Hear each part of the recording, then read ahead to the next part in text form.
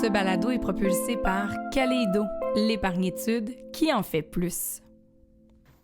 Bienvenue dans l'univers à la hauteur de nos tout-petits. Je m'appelle Maggie Bélanger et cette semaine, j'aborde un sujet dont je trouve qu'on ne parle pas assez, la sensibilité des papas. Certains papas que je connais ont dit avoir eu de mauvais commentaires lorsqu'ils laissaient entrevoir leur sensibilité. Certains leur ont dit « Ah, c'est ton petit côté fille. Oh mon Dieu, t'es donc bien doux. » Mais pourtant, on n'arrête pas d'en parler du fait que c'est important de vivre, de prendre le temps de ressentir ses émotions. Alors, la sensibilité, ça en fait partie et ça peut tellement être un atout intéressant lorsqu'il vient le temps de connecter avec son tout-petit et également de communiquer avec le coparent. Alors, c'est ce dont on va discuter aujourd'hui avec un papa sensible, tellement assumé, Maxime Sarrazin, journaliste au 98.5 FM, avec Roxane Larocque, psychologue.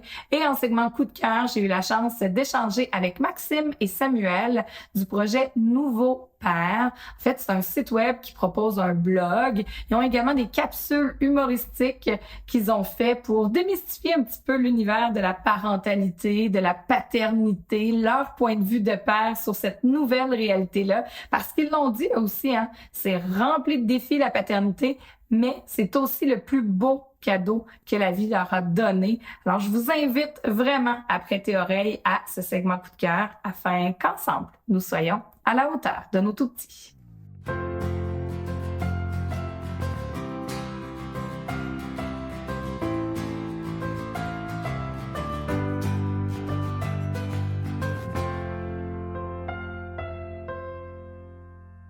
Un papa sensible, c'est son petit côté fille, son petit côté braillard. Comment vous recevez ça?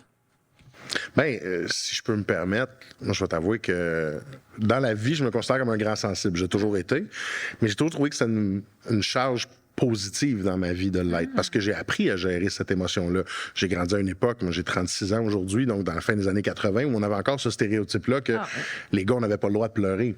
Puis pourtant, moi je veux dire, j'écoute un film, puis ma conjointe, que je salue d'ailleurs, va pouvoir vous le dire, mes enfants aussi. Moi j'écoute un film de Disney avec eux, il y a une passe touchante, j'écoute Le Roi Lion, je vois papa, je vois papa Mufasa qui meurt, automatique, les larmes coulent, c'est systématique. Et c'est comme ça, parce que quand j'entre émotivement dans une implication, automatiquement, les émotions viennent. Puis je trouve que c'est une bonne chose. À partir de ce moment-là, il y a une notion de comprendre ces émotions, de les gérer. Puis la sensibilité, c'est ça aussi. C'est pas vrai qu'il y a des hommes qui sont insensibles. Il y a juste beaucoup d'hommes, je crois, qui sont pas capables de gérer leurs émotions. Puis ça, c'est là où on a à faire un bout de chemin encore. Parce qu'on dit aux hommes aujourd'hui, acceptez de les vivre, vos émotions. Mais je ne sais pas si on a encore la capacité de comprendre les outils pour bien les gérer. Comment les gérer? C'est difficile. Mais justement, toi, Roxane, en tant que psychologue, tu accompagnes bien des jeunes, mais tu vois aussi leurs parents. Pour un homme, avoir une sensibilité, c'est pas vrai que c'est de réduire ça à un côté fille. Non, je pense que tout le monde a un petit peu hâte qu'on arrête de genrer les émotions. Tu sais, c'est quelque chose, on est avec notre tempérament, c'est être soi-même. Après ça, c'est un continuum. Il y en a qui sont plus sensibles que d'autres, mais que ce soit féminin ou masculin. Ce qu'on voit aussi, c'est que des papas qui accompagnent leurs fils, qui, eux, se sont pas fait dire ce message-là, mais qui, là, eux, voient les conséquences, puis justement, vivez vos émotions. Mais t'as peu comment, là, qu'on fait ça, là? Si toute ta vie, on t'a dit qu'un homme, ça pleure pas, tu sais. Fait que ça, je trouve ça très touchant de voir les papas aussi se réparer dans la relation avec les enfants puis laisser le droit aux hommes qui s'en viennent d'être plus sensibles. C'est drôle, parce que ce que tu expliques, c'est exactement ce que j'ai vécu dans ma vie. Je prends exemple sur mon père, que je salue là aussi. Lui a grandi avec un homme qui était banquier à l'époque, qui était plus âgé, vécu la Deuxième Guerre mondiale, le père de mon père. Donc, il y avait très peu d'interactions de charge émotive entre les deux. Mon père s'est pratiquement jamais fait dire « je t'aime », je crois, par son papa. Alors, c'est sûr que pour lui, la proximité ou la figure paternelle, c'était une figure qui amenait du pain à la maison, puis qui amenait la capacité de manger. Mais on l'a un peu démonisé des fois aussi. Attends pas que ton père arrive, mais c'est ça va brasser. Et c'était une figure d'autorité. Alors, c'est sûr que au début de ma relation paternelle, ça a été ça un peu. Mon père, c'est une figure d'autorité. Oui, il y avait une certaine forme de câlin, mais les je t'aime étaient peut-être pas pas nécessairement toujours présent. Les gros câlins, ça s'est vécu sur le tard. Puis c'est à l'adolescence, lorsque j'ai grandi, puis qu'à un moment donné, il est rendu à 17-18 ans, moi, j'ai décidé que mon père, je le prenais dans mes bras, puis je lui donnais des becs. Mais tu viens de là, dire, tu l'as décidé. Oui, mais Il a été déstabilisé. Et ça a déstabilisé mon papa, mais C'est complètement. Puis là, à l'époque, c'était toujours la question de, mon Dieu, est-ce que mon fils va être homosexuel? Puis ça, c'était... Ah oui, sensibilité peut être encore associée à homosexualité. Parce qu'à ce moment-là, on était au début du tournant des années 2000 et l'homosexualité est encore extrêmement tabou. Ça l'est encore aujourd'hui, un petit peu, beaucoup moins par chance. Mais à l'époque, le fait de donner un câlin à son père à 18-19 ans puis se donner des becs ses joues, c'était quelque chose qu'on voyait pas. Mais avec le temps, cette proximité-là, émotive-là, a fait évoluer mon père. Et aujourd'hui, mon père, c'est le gars le plus câlineux, le plus, le plus câlin, le plus bec tout le temps. Et même avec mes enfants aujourd'hui et avec moi. Mais c'est là où je pense que par ça, on a fait évoluer aussi nos parents. Puis ça, c'est la... Puis je veux pas prendre le crédit là-dessus, mais la société a évolué. Puis je pense que toute cette évolution sociale, ça a aussi fait changer la génération de nos parents. Puis ça, je le vois dans mon quotidien. On le voit beaucoup, je trouve, les grands-parents avec leurs petits-enfants. Parce que plusieurs disent, justement, mon père, ma mère m'ont peu ou pas souvent dit « je t'aime », mais dès que ça arrive avec les petits-enfants, là, ils se laissent attendrir et c'est plus facile. Et Roxane, est-ce que le fait de laisser aller sa sensibilité, de la démontrer, ça amène aussi d'accepter d'être vulnérable? C'est peut-être ça qui nous fait peur. Tout à fait. Tu sais, en psycho, on parle souvent des deux relations fondamentales, qui est la relation avec nous-mêmes puis la relation avec l'autre, tu sais, qui sont pas mal ce qui nous définit. Et effectivement, c'est quelque chose d'être sensible soi-même, la porte fermée ou dans la douche, parce que des fois, c'est un peu ce qu'on voyait, les papas qui attendaient la douche pour pleurer pour pas que ça paraisse trop, des choses comme ça. Mais là, tout d'un coup, de dire, OK, moi, je le sens comme ça puis je l'assume, c'est sûr qu'il y a un regard. Puis, comme tu le nommais tantôt, des fois, il y a un malaise. Donc, de tolérer ce malaise-là, d'exposer la vulnérabilité, c'est quelque chose d'extrêmement difficile à faire, difficile à assumer. En même temps, le bien que ça fait, je pense que tu viens de le témoigner, tu sais, ça libère. Puis tu sais, souvent, puis tu donnais l'exemple des grands-parents, moi j'entends, ben oui, mais pourquoi il l'a pas fait avec moi? C'est comme, tu sais, il arrive avec mon enfant puis il l'embrasse. J'aurais aimé ça que mon père me dise je t'aime. Mais au personnel, mais dans le bon sens. C'est-à-dire que ils vous ont vu aller avec vos enfants, ils vous ont vu, il a reçu ton câlin qui l'a rendu malaise. Fait que, hey, ça goûte bon, ça, j'en veux plus. Mais en même temps, j'allais dire personnel dans le sens où ça peut être nommé de dire « Ah, j'aurais aimé ça quand j'étais petite ». On peut s'en faire un maintenant, mais malheureusement, on peut pas non plus revenir dans le passé. Là. Donc, ça peut peut-être nous amener à calmer une de nos propres blessures. Tout à fait. Puis effectivement, pas personnel dans le sens que c'est vous qui méritez pas l'amour, cette génération-là. C'était vraiment pas ça. Et on parlait justement d'autorité tantôt. Hein? L'espèce de père, là, attends pas que ton père arrive, ça va brasser. On le sait que c'est de moins en moins vrai. On essaie vraiment d'établir l'équilibre. Mais est-ce que vous voyez encore ça véhiculé comme mythe qu'un père sensible devient donc un père mou et non autoritaire? Non, absolument pas. Mais je suis une drôle de bébite, moi, tu vas dire, parce que autant j'ai cet élément-là d'émotivité, de sensibilité qui est extrêmement présente. Moi, à tous les instants, je veux dire à mes enfants que je les aime. C'est à tous les jours, puis c'est des câlins, puis je t'aime gros comme l'univers, puis pour moi, c'est important de le nommer, mais ça va pas au-delà non plus de la question de la discipline. Pour moi, le cadre au niveau de l'enfant est extrêmement important. Alors, pour moi, de définir ce cadre-là, puis qu'il soit, sans être trop strict, mais bien défini, est hyper important. Fait que c'est sûr que d'un côté, puis je regarde ma conjointe, qui, elle, des fois, le cadre est un petit peu plus bubbly, tu sais, puis c'est correct. Sauf que dans notre gestion de couple, notre gestion familiale, c'est sûr que moi, il est assez clair, puis les limites sont toujours à la même place. Fait que les enfants savent qu'à l'intérieur du cadre, amusez-vous, papa, il se fâchera jamais, puis il te mettra pas en réflexion ou en retrait parce que ça marche pas, mais quand ça sort du cadre, ben, là, il y a un temps de retrait, puis il y a une nécessité de discipline. Et dans ma gestion familiale, puis la façon que j'éduque mes enfants, c'est toujours en rétrospect aussi d'arriver. Mon fils a 3 ans, il va avoir 4 ans prochainement. Mais il y a une notion de dire, regarde, t'es sorti du cadre, ça fonctionne pas. Tu vas aller te faire un temps d'arrêt, tu vas aller réfléchir quelques minutes. Normalement, j'y vais 1 minute par année d'âge, là. On essaie d'y aller comme ça. Puis après, on se reparle. Viens me voir. Pourquoi je t'ai mis en retrait? Ben, j'ai pas écouté les consignes, papa. J'ai pas été gentil. J'ai tapé ma sœur. D'accord. Pourquoi? Est-ce qu'on a le droit de faire ça? Ouais. Non. Puis d'en parler, d'expliquer la raison du pourquoi. Pourquoi j'ai fait ça? À l'époque, nous, on se faisait mettre en réflexion, il n'y avait jamais d'explication. Et moi, je me suis révolté quand j'étais jeune de me faire dire, va en réflexion. Pourquoi? Parce que. Ça, pour moi, ça me révoltait. Ouais, ça me mettait hors de moi, puis je pouvais pas gérer ces émotions-là. Alors, moi, je me suis donné un point d'honneur de dire, oui, je vais mettre mes enfants en réflexion parce que c'est important, mais je vais leur expliquer pourquoi. Et puis c'est comme ça dans la société. Il y a des conséquences pour les actions, il faut que les enfants le sachent. Mais donc, pour tes enfants, le fait que tu sois capable de pleurer devant un film de Disney ne te discrédite pas au moment d'appliquer la discipline. Au contraire, je pense qu'ils savent que mon émotion est vraie. Alors, du moment où je suis fâché, puis sans nécessairement me mettre à hurler, puis je vais taper dans les murs, c'est pas ça l'objectif. Mais si j'ai besoin de lever un petit peu le voix pour dire « Hey, là, c'est assez », mais ils vont comprendre que j'ai pas besoin d'aller plus loin. Parce que, viens me voir, là, tu t'en vas en réflexion, puis c'est assez. J'ai pas besoin d'hurler, là. Non. Parce que l'émotion, elle est vraie. Puis, tu sais, je suis moi en tout temps. Fait que si je t'émotive, j'ai le goût de pleurer, ben ils savent que c'est on va dire genuine en anglais, là, c'est authentique. Ouais. Alors, c'est ça. Mais s'il y a une réflexion où il y a quelque chose qui sort du cadre et ça fonctionne pas, ben c'est aussi authentique. Fait qu'à ce moment-là, ça fait juste une relation qui est plus vraie. Est-ce que, justement, Roxane, de ton côté, tu dirais que c'est un mythe encore qu'on entend, le père qui a peur peut-être d'être trop sensible, d'être mou, mais qu'à l'inverse, ça nous rapproche de qui on est et nous rend encore plus beau parce qu'on est authentique? Oui, tout à fait. Puis, mais tu le nommais bien aussi, c'est d'être l'authenticité, mais l'enfant, c'est une éponge. Là. Fait que si tu écoutes ton film, tu as le goût de pleurer, mais là, tu commences à être mal parce que tu es un gars, puis un gars, ça pleure pas. Puis l'enfant sent quand même quelque chose, mais il sait pas, il n'y a pas de mots mis là-dessus, surtout en bas âge. Mais là, de dire, hey, il se passe quelque chose, je suis triste, papa aussi, il verse une larme.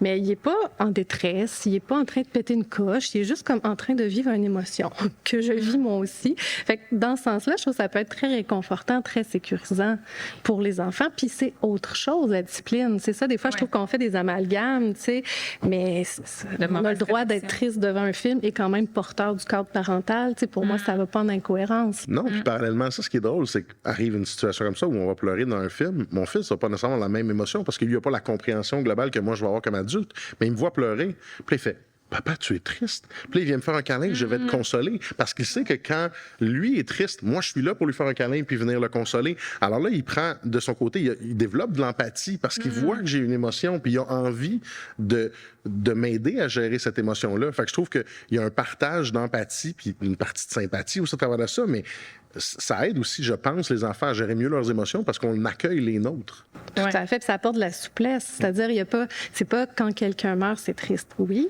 mais tu sais, quand on écoute un film, il y en a qui pleurent, il y en a d'autres qui pleurent pas. Fait que c'est pas comme ça, c'est triste, ça, c'est pas triste. C'est dans la vie, la tristesse existe, on n'a pas toutes les mêmes émotions en même place. Fait qu'après un jeune qui pleure, ben plutôt dans le cours d'école, plutôt que de dire, ben voyons, on pleure pas pour ça, ou ben c'est ça, peut-être plus avoir le geste empathique de, ben hey, je comprends pas, mais t'es triste, fait que je vais te consoler, puis on en reparle. Tu sais, fait que je trouve que ça amène une souplesse aussi dans la gestion des émotions. Et ça présente peut-être bien l'étendue ou la couleur des émotions, que la tristesse ne se vit pas toujours de la même façon. Ouais. Et si le fait d'exprimer nos émotions, ça amène justement des questions. Tantôt, tu parlais du Roi Lion. Moi, vendredi dernier, mes enfants ont mis là-haut. Oh mon Dieu Seigneur. Moi, pour vrai, un film pour pleurer, c'est ça, c'est là-haut.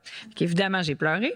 Et là, ma fille de me regarder, puis première question, tu as de la peine, tu es triste? Puis je dis, ben, je suis émue. C'est ça. Tristesse peut-être un peu, mais maman est surtout émue. Je suis touchée. Maman, elle se met un peu dans la peau du monsieur qui se retrouve tout seul. Tout ça, ça m'émeut. Puis là, elle m'a posé des questions, justement. Être émue. Donc, vivre nos émotions, finalement, ça amène des questions de nos enfants et c'est porteur, tout ça. Tout à fait. Tout à fait. Puis je pense que des fois, on se tourne beaucoup vers les outils, puis c'est super, là, les livres des émotions, puis j'en lis à mes enfants aussi, mais il n'y a rien qui remplace ces moments-là où la question, elle arrive, elle se vit, là, puis maman, puis là, OK, ouais, puis là, on ajoute des nuances, puis et ça marque les enfants, puis souvent, après, on n'a pas besoin d'en reparler ou de relire des livres où eux le demandent, tu sais, puis c'est comme...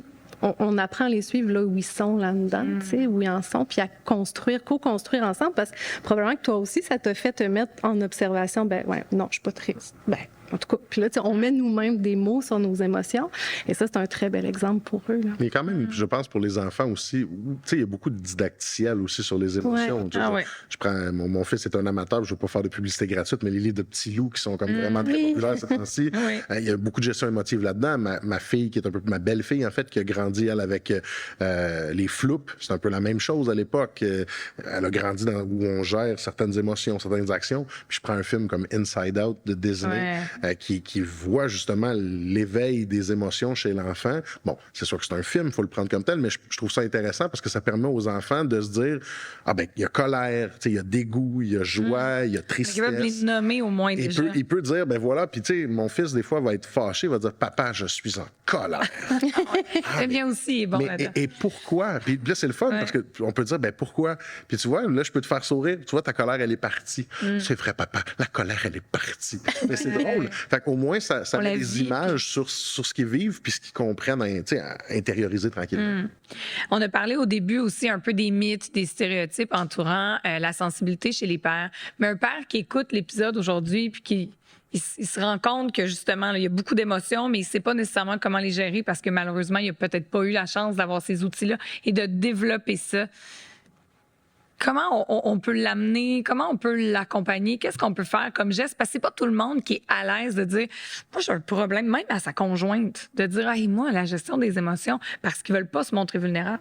Mais tu sais, je peux prendre la balle au bon. Moi, je l'ai vécu sans tomber dans ma vie personnelle trop, mais j'ai vécu un épisode où j'ai eu besoin d'aller chercher, de consulter, puis d'aller chercher de l'aide, une relation amoureuse qui a périclité, puis qui m'a causé beaucoup de douleur, puis parce que je me suis dit, j'ai pas envie de faire vivre éventuellement le ressentiment que j'ai de cette relation-là à quelqu'un d'autre. Puis je vais aller en parler, puis je vais essayer de boucler la boucle là-dessus, puis sur les enjeux que j'avais à vivre avec moi-même.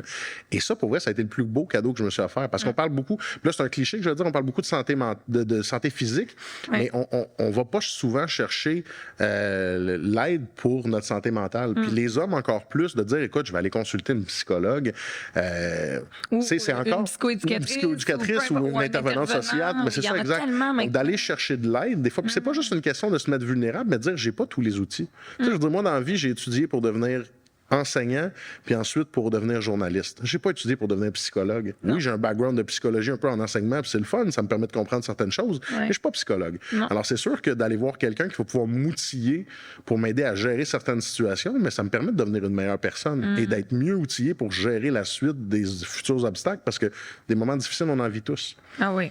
Mais puis, ça fait partie de la vie, ça nous fait grandir. Mais il faut accepter qu'on n'est pas omniscient puis qu'on ne détient pas toute l'information. Puis que si on peut s'outiller puis aller chercher du bagage en grappillant à gauche et à droite avec des intervenants qui sont là pour ça, bien, c'est là où on devient... Puis c'est sûr que l'accès à un psychologue, là, on parle d'autre chose, c'est plus difficile, c'est complexe.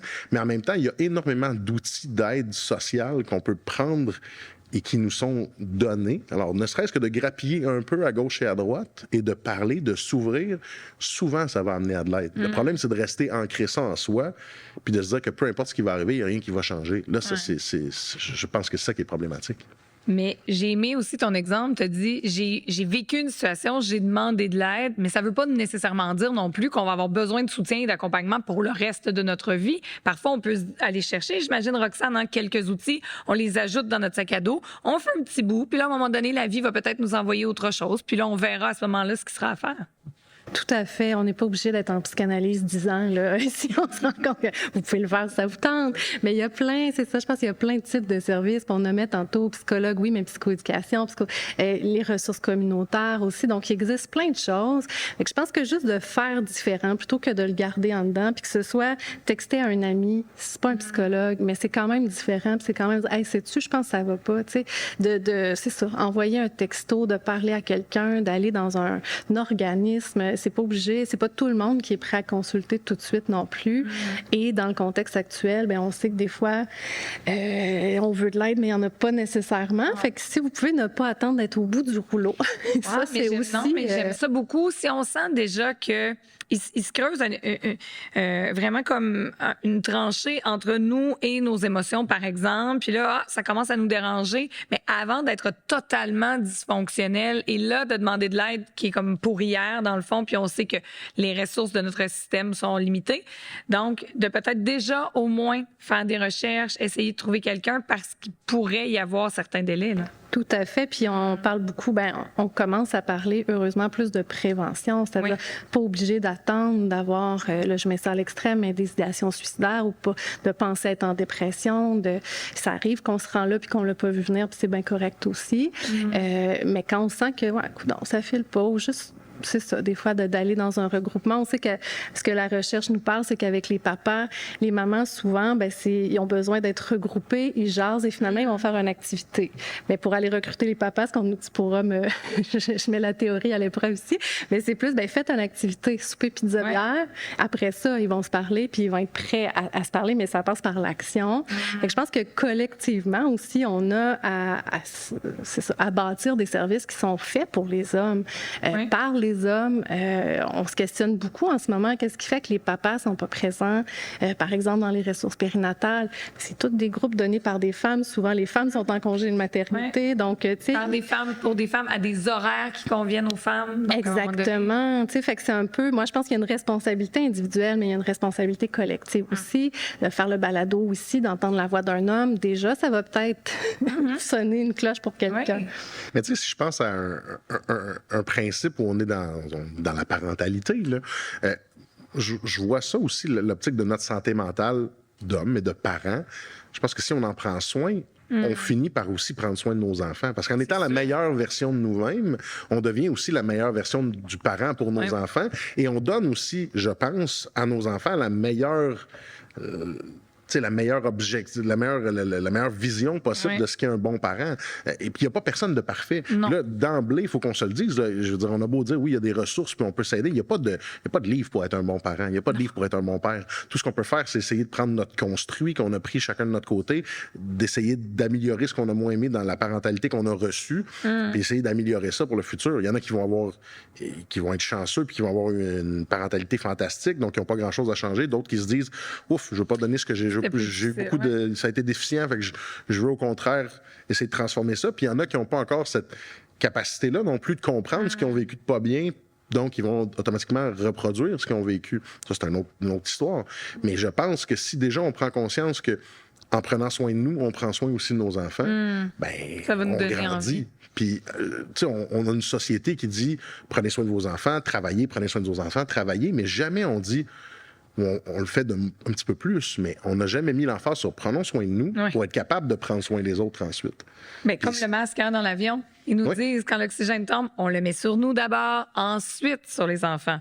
Mais on devrait le faire tout le temps, mais je sais pas pour vous, mais si chez tu peux nous... pas te gérer, tu peux pas gérer tes enfants. Non, mais le temps personnel, on s'entend que quand ça coince dans l'horaire, qu'est-ce qu'on coupe? Souvent, c'est le temps personnel, le loisir, le ci, le ça. Si c'est pas le travail, on peut pas laisser nos enfants tout seuls non plus. Donc, c'est ce qui en écope, mais pourtant, on devrait le mettre à l'avant-plan, mais c'est pas toujours évident. Et justement, ça m'amenait sur... lorsqu'on veut apprendre un sport, par exemple, on en prend des cours, on s'informe, on va voir des tutoriels, mais n'hésitez pas, même en santé mentale, il existe beaucoup de ressources sur Internet. Si vous êtes moins libre, des fois, il y a des vidéos maintenant. Il peut y avoir des webinaires si vous êtes un peu gêné, vous avez peut-être pas envie de le dire, mais c'est pas une information qui est obligée d'être publique. Le consulter, premièrement, c'est personnel, c'est vraiment confidentiel, et avec tout ce qu'il y a maintenant sur le marché, je pense qu'on peut essayer au moins d'aller, comme tu dis, grappiller de l'information, et vraiment, n'attendez pas à la dernière minute si ça va pas. Et on va travailler pour cette saison-ci à laisser sortir nos émotions, à bien les vivre. Je serais vraiment curieuse qu'on se reparle à la prochaine saison pour voir comment ça a évolué tout ça. Puis on espère que certains mythes vont être encore plus déconstruits. Merci beaucoup à vous deux.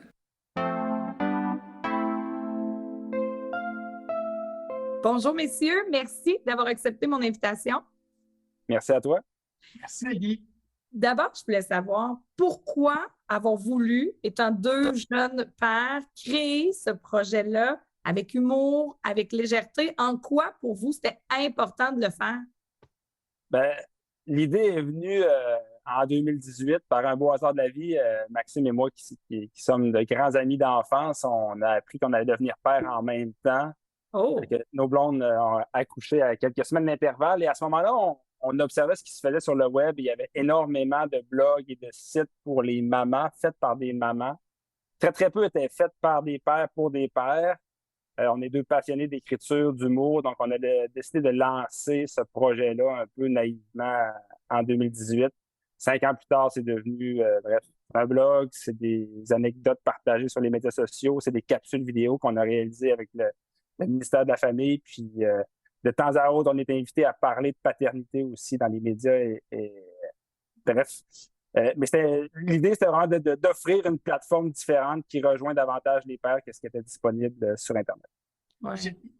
Je renchérirais, parce que c'est ça le but d'être deux, faut se bonifier un l'autre, mais c'est exactement, c'est un univers de maman qu'on voulait exister puis de donner une voix au père dans cette espèce d'océan de mer. Puis il y avait aussi, je trouvais qu'on voulait, je me souviens que notre motivation, là, on retourne il y a 4 ans et demi, 5 ans, on voulait créer quelque chose de très positif autour de la parentalité. Je me souviens qu'il y avait un discours, tu sais, nous, c'était le plus beau moment de notre vie, on souhaitait plus que tout avoir des enfants, avoir une famille, puis le discours était souvent teinté de trucs un peu négatifs, de, tu sais, l'équilibre de la vie, puis tu vas faire des deuils, puis tu vas arrêter de ta vie sociale, puis il y avait beaucoup de discours qui nous rejoignaient pas, puis on trouvait ça triste presque, là, que la plus belle chose de notre vie soit liée à plein de commentaires qui ne nous convenaient pas. Fait qu'on voulait créer une espèce de plateforme où la parentalité est positive, c'est un angle qui est humoristique, c'est un ton qui, tu sais, oui, on aborde la fatigue, puis le déséquilibre, puis tous les autres défis de la parentalité, mais toujours avec un angle de, hey, on parle quand même du plus beau projet de notre vie, là. Fait que oui, il y a des défis dedans, mais on est positif, tu sais. Effectivement, ça rejoint vraiment, je pense, la mission même du balado parce que c'est vrai qu'on est rempli de défis, mais ça demeure la plus belle chose de notre vie. Et là, je vous amène à parler un petit peu plus de sensibilité parce que, vous l'avez dit, vous êtes des papas impliqués, ça demeure la paternité, le plus beau cadeau de votre vie. Mais en même temps, dans vos capsules, j'essaie que vous passez beaucoup par l'humour pour envoyer des messages. Est-ce que vous avez l'impression que même encore en 2023, si on veut aborder des sujets de fond avec les pères, comme par exemple la sensibilité, on doit y ajouter une petite touche d'humour pour que ça passe bien parce que ça confronte encore? Ben, je pense que l'humour, que ce soit pour les hommes ou pour les femmes, l'humour a toujours été un puissant véhicule pour passer effectivement des messages sociaux. Souvent, effectivement, ça enlève une certaine lourdeur au message, ça ouvre les oreilles, puis ça permet effectivement d'aborder des sujets qui sont plus sensibles, sont plus difficiles, puis pour lesquels les gars seraient peut-être moins ouverts au départ. Fait que, oui, je pense que c'est un merveilleux véhicule, puis ça nous rejoint aussi dans la vie. On est des gars qui aiment rire, qui aiment faire rire. Fait que pour nous, c'était naturel de passer par cette voie-là, mais oui, clairement, je pense que ça peut ouvrir plus facilement la discussion avec des gars qui, autrement, changeraient de poste et n'écouteraient peut-être pas. Tout à fait. Puis tu sais, en fait, je trouve que c'est une clé, une alternative qu'on a la chance d'avoir, de passer par l'humour pour après ça toucher d'autres sujets plus difficiles. Fait que je vois pas de problème à ça, en fait. Là. Au contraire, si ça permet d'avoir l'écoute, l'attention, puis de mener les gars puis les pères vers des réflexions, passons par l'humour. Tu sais, le véhicule qu'on utilise, on s'en fout un peu, c'est la destination qui est importante. Puis au-delà de l'humour, je pense que l'interlocuteur, tu sais, je pense que le fait que ce soit des gars qui parlent de parentalité et de paternité, ça change aussi. Parce que naturellement, souvent, quand on va écouter, je sais que dans votre balado, Meggy, vous faites un effort pour inviter des pères, puis je le souligne, c'est parfait, mais naturellement, partout, dans tout ce qu'on va lire, les spécialistes sont des femmes, les gens qui prennent la parole sont des femmes. Fait que c'est clair que ça rejoint moins les pères naturellement. Fait que d'avoir des gars qui parlent avec un ton léger, effectivement, plus humoristique, je pense que c'est efficace là, pour ouvrir la discussion. C'est clair. Mais là, aujourd'hui, le thème de l'épisode, c'est la sensibilité de papa. Puis, on s'est parlé quelques minutes avant d'enregistrer, puis vous me disiez que vous étiez deux grands sensibles. Est-ce que vous sentez que vous êtes capable de vous laisser aller dans votre sensibilité, puis même de l'aborder, cette question-là, avec, par exemple, votre entourage, vos amis de gars, tout ça, sans qu'il y ait un certain malaise, ou vous sentez qu'il faut toujours mettre une petite joke, on dirait, pour que ça passe? Je pense qu'on est... moi, je suis un grand sensible, puis ça ne me gêne pas de pleurer en avant d'autres gars, puis je suis très à l'aise avec ça, là, mais probablement qu'il y a 10 ans, peut-être qu'avoir des enfants, ça m'a mis en confiance, puis honnêtement, le jugement des autres, je m'en fous beaucoup plus aujourd'hui qu'il y a 5 ans. Mais c'est clair qu'on n'est pas délivré complètement du modèle traditionnel du père qui est solide puis qui pleure pas. T'sais, on est encore conditionné par ça, mais je pense que ça change tranquillement. Puis moi, j'invite les gars à communiquer sur leurs émotions. Puis, pour moi, puis peut-être que la paternité est une porte justement vers ça, vers ses émotions, puis vers la communication là, de sa sensibilité. Puis on en parlait dernièrement, Samuel, puis je trouve qu'on est vraiment dans une génération de transition où on vient d'un modèle familial plus traditionnel. Tu sais, on a grandi il y a 30 ans, on est né dans un modèle qui a vraiment beaucoup évolué. Puis ce qu'on veut donner à nos enfants aujourd'hui, mais moi, un des outils que je veux que mes enfants aient, c'est un accès à leurs émotions, une capacité de communication, être capable de faire de l'introspection. Je veux que mes 2 petits gars qui sont à la maison aient ça. Fait que c'est le modèle que je veux leur donner, mais c'est pas le modèle que j'ai eu dans mon enfance. Fait que les pères ont le défi d'être des modèles qu'ils n'ont peut-être pas eu. Il y a vraiment un défi supplémentaire pour notre génération de pères qui veulent s'impliquer. Puis je pense que c'est à la fois valoriser, on le dit, qu'on a besoin de parler davantage, d'être plus sensible, d'être plus proche de nos émotions, même en gars, là. Et on dit aussi qu'on a de la difficulté. Fait que je trouve qu'on est rendu à l'étape où on reconnaît que c'est un défi pour nous, les hommes. Mais déjà, c'est un premier pas dans la bonne direction. Mais c'est clair, parce qu'on dit que pour tout moteur de changement, la première étape, c'est de reconnaître d'abord. Donc là, on est là-dedans. Mais avez-vous l'impression, puis là, je vais dire comme parent, parce que je m'inclus même comme mère, on parle beaucoup que c'est important maintenant, par exemple, si notre enfant, je ne sais pas, a un comportement X, que souvent le comportement n'est que le symptôme. On doit aller valider le besoin, l'émotion derrière, mais que parfois on est un petit peu cordonnier mal chaussé parce que justement, c'est pas nécessairement comme ça qu'on a été élevé. Puis là, on peut être confronté. C'est beau de dire à nos enfants qu'ils doivent reconnaître les émotions, de les accompagner. Mais bien souvent, on n'est même pas capable de le faire pour nous-mêmes. On a de la misère à savoir c'est quoi nos émotions et nos besoins comme adultes. Puis le défi comme parent, c'est que ça va tellement vite que souvent les discussions ouvertes sur ce que tu ressens, comment tu vas, sont toujours reportées à plus tard. Parce qu'effectivement, tu es dans une routine infernale. Puis effectivement, on prend souvent pas assez le temps de nommer nos problèmes et tout ça. Fait que je pense que c'est un défi constant. Puis c'est un défi qui doit se faire à 2 aussi. Hein, parce que pour parler, souvent, ça prend quelqu'un qui t'écoute. Si tu as de la chance, tu as un bon réseau et tu peux parler avec ton entourage. Mais souvent, les gars, les études qui ont sorti là-dessus, les gars ont moins un grand réseau ont souvent un grand réseau d'amis, mais parlent beaucoup moins de famille, parlent beaucoup moins de leurs émotions avec leur réseau. Souvent, naturellement, les mères vont avoir des discussions beaucoup plus ouvertes avec leur entourage là-dessus, avec leurs amis. C'est moins le cas pour les gars. Fait que de se bâtir un réseau avec qui on peut parler, le projet Nouveau Père, c'est banal, mais ça fait en sorte que moi puis Max, toutes les semaines, on va parler de nos réalités familiales ensemble. Fait que ça a par la bande créer cette discussion-là, je pense que c'est important que les gars aient aussi cet entourage-là avec qui ils peuvent parler puis avec qui ils peuvent nommer comment ils se sentent au quotidien. Puis ventiler aussi, hein, parce que, là, on parle de nommer comment on se sent, puis est-ce que vous avez l'impression des fois qu'on attend un peu d'atteindre la limite pour le nommer? Apprendre à nommer ses émotions, ça peut être aussi quand ça va bien. Hey, je suis vraiment contente. On dirait que des fois, on essaie un peu d'être neutre. On ne veut pas trop attirer l'attention ni d'un bord ni de l'autre. Ça fait qu'on nomme pas non plus les bons coups. Non, clairement. Puis justement, c'est pas juste une soupape là, de parler de famille avec ses amis, avec son entourage, avec sa conjointe. Puis, ce dialogue-là continue, puis de mettre la famille au centre des discussions, c'est bon aussi pour la valorisation, c'est bon pour il y a des conseils qui sont donnés, il y a une richesse là-dedans qui va bien au-delà de juste là, je suis fâché, j'en ai plein, il faut que je me vide. C'est pas juste ça. Au contraire, des fois, ça permet de renforcer son rôle de parent, ça permet de donner la tape dans le dos à d'autres parents de notre entourage qui ne l'ont pas assez souvent. Moi, j'ai plein d'excellents parents autour de moi, j'ai plein d'excellents pères autour de moi, puis souvent, on ne se donne pas la chance, puis on ne se donne pas le dialogue pour se dire qu'on est bon un l'autre. Mais quand on est bon au hockey, on se le dit. Puis quand on est bon à la job, dès qu'on a une promotion, ça, là, c'est sûr qu'on va se le dire.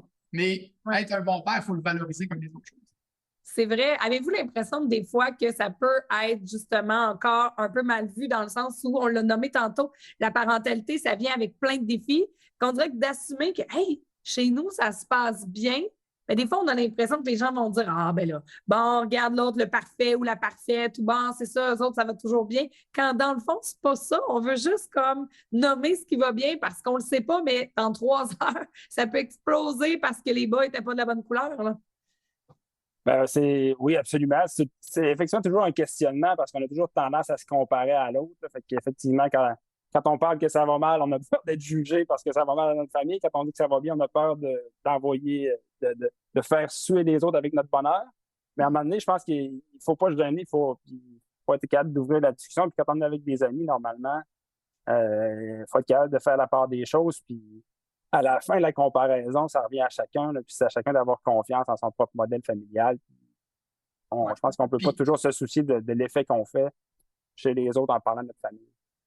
Non, puis je trouve que la toile de fond, que ça aille bien ou que ça aille mal, c'est que c'est fragile, là, en fait. Dans un concept de famille avec des enfants, des humains puis des relations, c'est pas parce que je te dis que ça va bien aujourd'hui que demain matin, il n'y aura pas une explosion, que ce ne sera pas le chaos, puis les routines, puis les enfants, ça se désorganise, des adultes, ça se désorganise aussi. Ah oui. Il y a quelque chose là-dedans. À partir du moment où je trouve qu'on doit se donner la chance de dire que ça va bien quand ça va bien, sans avoir l'impression qu'on dérange tout le monde, parce que au contraire, on sait tous que c'est fragile et qu'on peut l'échapper. Fait que je pense que ça, c'est avec des podcasts comme ça, puis c'est en donnant la parole à des pères, mais à des mères, puis il faut juste mettre la famille au centre des discussions en général. Je trouve tellement qu'il y a des beaux gains à aller chercher là-dedans.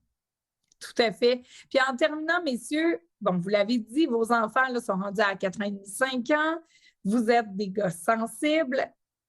Qu'est-ce que vous avez l'impression que ça apporte peut-être, le fait que vous démontrez votre sensibilité? Avez-vous vraiment l'impression, je sais que vos enfants sont encore petits, mais que, par exemple, que vous soyez sensible, que votre conjointe le soit ou le soit moins à certains moments, que ça amène comme une espèce de revers à la médaille et que pour vos enfants, ça les nourrit quoi de deux modèles différents? Avez-vous déjà pu faire certaines observations qui vont évoluer dans le temps? Là, ça, je comprends bien. Moi, déjà, mes enfants, quand ils se mettent à pleurer, je sais qu'ils peuvent se tourner autant vers papa que vers maman, puis c'est déjà établi comme ça, puis c'est un modèle que je veux préserver. Puis, ultimement, quand ils vont grandir, moi, je souhaite que mes adolescentes, mon adolescent, quand il y aura des problèmes, ils puissent m'en parler aussi, parce qu'ils savent que je vais être ouvert, puis qu'on va avoir une discussion sur nos émotions, puis sur n'importe quoi, puis la porte va toujours être ouverte. Fait que je pense qu'en cultivant ça dès l'enfance, on va maintenir ça dans le temps. Puis je pense que c'est extrêmement riche d'avoir 2 parents sur qui on peut compter pour parler de notre vie sans gêne puis sans tabou. Fait que c'est vraiment un modèle que je souhaite préserver dans le temps. Puis j'ajouterais aussi cette sensibilité-là, là, elle facilite le partage des tâches liées aux soins des enfants. C'est toutes les tâches, justement, de endormir, réconforter, bercer, les petites discussions. Fait que quand le père est apte à faire tout ça, mais le partage des tâches est beaucoup plus simple que quand c'est sûr que c'est la mère qui va faire les routines de soins pendant que le père fait la vaisselle. Mais si c'est ça pendant 6 mois, c'est là qu'il y a une accumulation, qu'il y a peut-être un débalancement parce que la pelouse, c'est moins, ça t'empêche pas de dormir le soir, mais des enfants, des problèmes, puis des mamans qui crient tout le temps. La charge mentale, elle vient un peu de là aussi. Là, Ouais. c'est ça. Je pense que c'est bon pour l'équilibre d'avoir des pères plus sensibles. Mais je retiens 2 choses de cette réponse-là. J'aime beaucoup, Samuel, l'idée que tu as amenée, que la connexion, elle se fait maintenant, puis le lien de confiance, il va évoluer dans le temps. Puis c'est vrai que le père, peut-être comme on le connaissait par le passé, qui était la figure autoritaire qui amenait les punitions, on n'avait pas vraiment envie de se confier pour dire « Hey, papa, j'ai fumé ma première cigarette, pas tant ». Parce qu'on se disait qu'il allait arriver une conséquence. Mais là, de développer un lien de confiance pour amener l'enfant à se confier à peu importe lequel de ses 2 parents, mais à se confier, ce qui est le plus important. Puis Maxime, il y a une de vos capsules, justement, où vous parlez de la tondeuse. La tondeuse, elle ne dira jamais « je t'aime ». Fait que oui, le partage des tâches, mais les tâches liées aux soins, aux liens de connexion, aux émotions, c'est important que ce soit partagé parce que ça va venir nourrir notre parentalité comme père, comme mère. Et j'allais même dire dans le cercle éloigné, quand les grands-parents, les oncles, les tantes s'impliquent, un « je t'aime », un « merci d'être là », ça va être les plus belles choses qu'on va avoir. Alors, j'invite vraiment nos auditrices, auditeurs à aller. J'ai mis le lien là, sous l'épisode. Cliquez sur votre projet Nouveau Père et à écouter aussi les capsules parce que vous allez voir, oui, c'est drôle, mais en même temps, ça amène des messages. Moi, j'ai eu des frissons sur le bout de la tondeuse. Puis j'invite les gens à écrire en commentaire Facebook. Le bout de la tondeuse. Oui, mais c'est tellement vrai. C'est tellement, entre guillemets, niaiseux. Mais on y pense pas. C'est vrai que des fois, on se divise les tâches, vaisselle, c'est ça, mais c'est plus que ça. Puis la connexion émotive, c'est essentiel. Alors, merci beaucoup d'avoir été là, messieurs. Et voilà, c'est ce qui complète cet épisode. Si vous avez des questions, des commentaires, des suggestions, n'hésitez pas à m'écrire à l'adresse courriel du balado info@à-la-hauteur-de-nos-tout-petits.com. Vous pouvez le faire également sur la page Facebook ou le compte Instagram à la hauteur de nos tout petits. N'hésitez pas à laisser vos commentaires, des pouces sur YouTube, des étoiles sur vos plateformes d'écoute. Vous savez à quel point c'est apprécié. Merci à nos invités aujourd'hui. Maxime Sarrazin, journaliste au 98.5 FM, Roxane Larocque, psychologue, Maxime et Samuel, fondateurs du projet Nouveau Père. Merci à Sylvain Berger-Thibault du Studio 706.